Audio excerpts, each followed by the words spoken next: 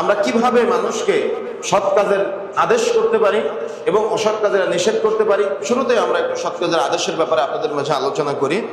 আল্লাহর দিকে মানুষকে আহ্বান করা, যত বেশি আপনি আল্লাহর দিকে মানুষকে আহ্বান করবেন আর ওই ব্যক্তি আপনার আহ্বানে সাড়া দিয়ে আল্লাহর ইবাদত বান্দেগি করবে, তার প্রত্যেকটা নেকির একটা করে ভাগ সাদাকায়ে জারিয়া স্বরূপ আপনার আমলনামায় লিপিবদ্ধ হবে ইনশাআল্লাহ। যেমন এই মসজিদটা হয়তো একজন, দুইজন, তিনজন, পাঁচজন, হয়তো কোনোদিন কোনো একজন ব্যক্তির মাথায় প্রথম পরিকল্পনা এসেছিল, তাই না?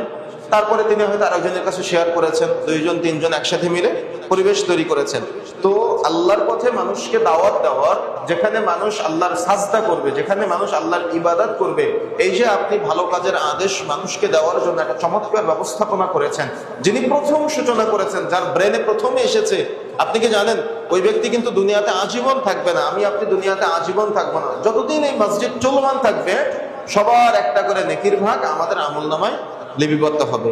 এবং যিনি শুরু করেছিলেন, যত মানুষ সাজদা দিবে, যত মানুষ যে কয়টা সাজদা দিবে, যে কয়টা রুকু করবে, যত রাকাত সালাত আদায় করবে, যত ওয়াক্ত সালাত আদায় করবে, প্রত্যেক ব্যক্তির একটা করে নেকির ভাগ যিনি প্রথম যার ব্রেনে এসেছে তার আমলনামায় লিপিবদ্ধ হবে। যারা সহযোগিতা করেছে তাদের আমলনামায় লিপিবদ্ধ হবে। সুতরাং আমরা সৎ কাজের আদেশ দেওয়ার ক্ষেত্রে প্রথম বেছে নিব হলো আল্লাহর দিকে মানুষকে আহ্বান করা। যত বেশি আমরা মানুষকে আল্লাহর দিকে আহ্বান করতে পারবো, তত আমরা আল্লাহর কল্যাণকর, নেককার, পরহেজগার বান্দাদের অন্তর্ভুক্ত হতে পারবো।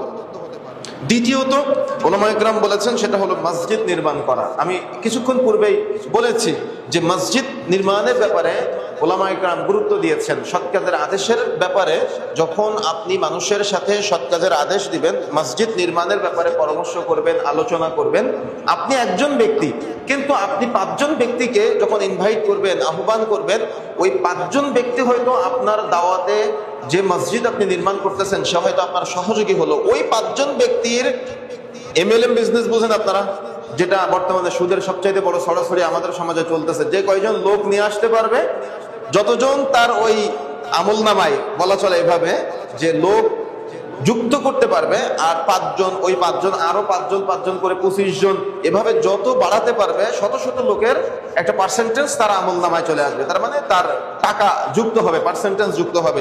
সেম একইভাবে মসজিদ নির্মাণের কাজে উলামায়ে কেরাম এভাবেই বলেছেন যে সৎ কাজের আদেশ মূলত যখন আপনি কোনো একজন ভাইকে মসজিদ নির্মাণের জন্য আহ্বান করবেন, এই সৎ কাজের ব্যাপারে আপনি আহ্বান করবেন আর সে আপনার আহ্বানে সাড়া দিবে, তার মাধ্যমে আরো 5 জন ব্যক্তি হয়তো আহ্বানে সাড়া দিতে পারে।